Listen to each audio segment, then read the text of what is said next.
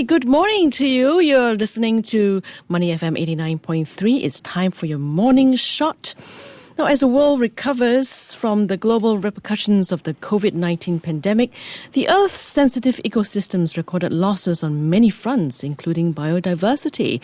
As of 2022, the International Union for Conservation of Nature, or IUCN's logs show that more than 42,000 species are threatened with extinction. But some glimmer of hope is unfolding right here on our little red dot. Singapore's wildlife parks welcomed nearly 800 animal babies just last year alone, including critically endangered species like the citron-crested cockatoo, thanks to the group's conservation breeding program. And just out of the oven too, a milestone for the team at Mandai as 6 geriatric penguins successfully undergo cataract surgery. And joining us to share how all of these efforts fit into the global conservation picture is Dr. Luis Carlos Neves, Vice President of Animal Care at Mandai Wildlife Group. A very good morning to you, Dr. Luis. Good morning. Okay, overall, would you consider this a good haul of successful births? Well, it's always great for us when new life comes to our parks. And with all these animals under our care, 800 babies is quite a bit of a success. Every year, we have a plan for which animals we want to focus on. So we actually reached most of our targets last year with 800 new lives coming to us. Okay, some of these include 2 critically endangered citron-crested cockatoos, like I mentioned earlier, after some 22 years, as well as the park's first 2-toed sloth baby. Obviously not easy. Could you share some of the interesting factors and research that must have gone into all these before such animals can be bred successfully?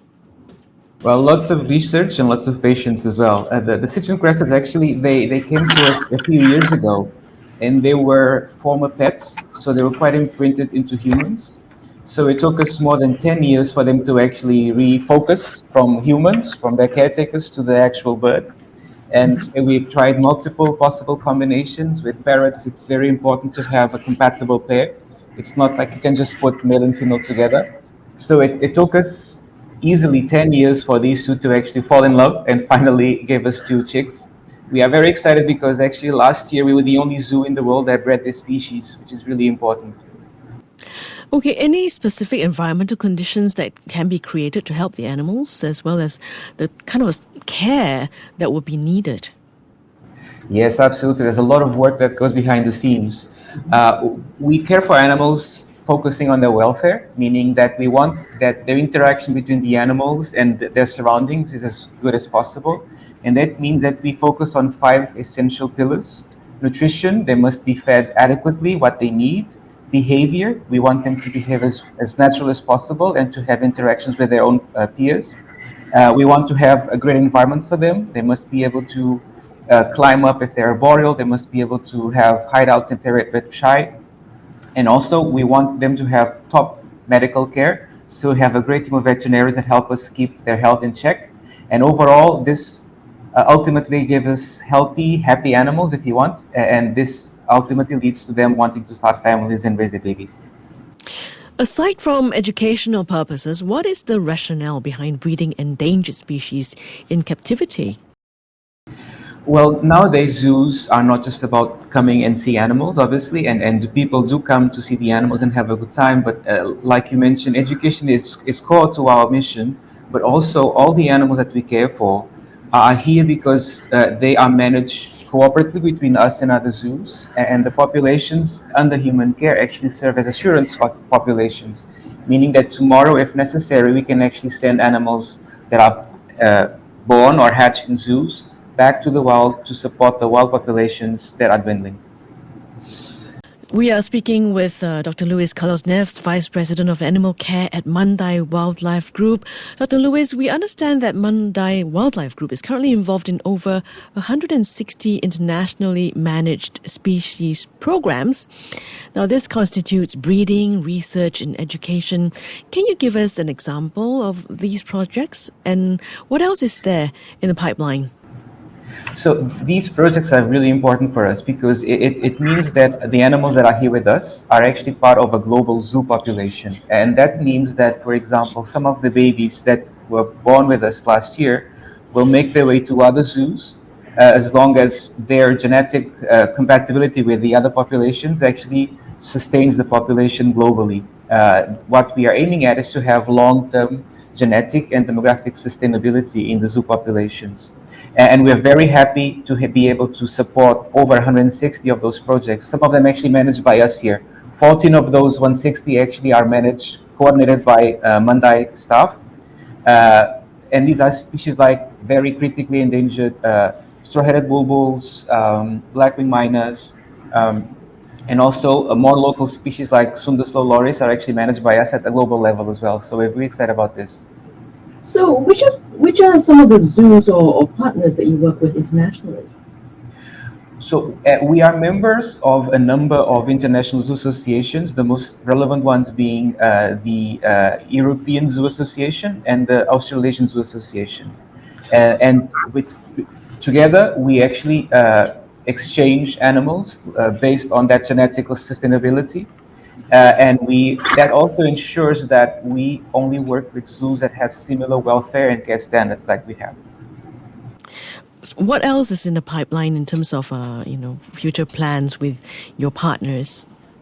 So as our parks continue to develop, and as you know, there's a lot of development happening, we want to continue to focus on our key mission, which is to be able to support wildlife, to be the voice for the animals, and to help people understand how they can help us and how they can themselves be wildlife warriors when they come to our parks. So we will be focusing more on increasing our conservation programs, both in the zoo and also the ones we support in the field, which is very important as well.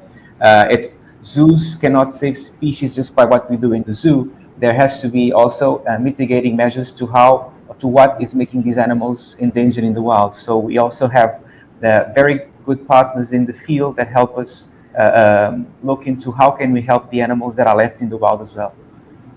Do you have a specific project that is close to your heart? Well, I've always worked more closely with birds. So we have very special projects with birds, including Santa Cruz ground doves, a species that we actually rescued from the wild a couple of years ago when a massive confiscation was done in the Solomon Islands where they came from. And we are getting ready to actually send the first batch of birds back to the wild in the next couple of months, which is going to be a milestone for the species. Okay, just out of the oven as well, Mandai has also successfully performed cataract surgery for 6 senior penguins ahead of the transition to their new home in bird paradise when they move. From breeding to providing geriatric care, captive animal care seems to have evolved so much. How does this fit into the overall conservation picture? Well, animals, when they are under human care, they tend to reach longer ages, right? At the end, they end up facing issues that normally in the wild they wouldn't face. For example, these penguins, like many of us, as we age, our vision kind of starts getting a bit less accurate, and they had some cataract issues.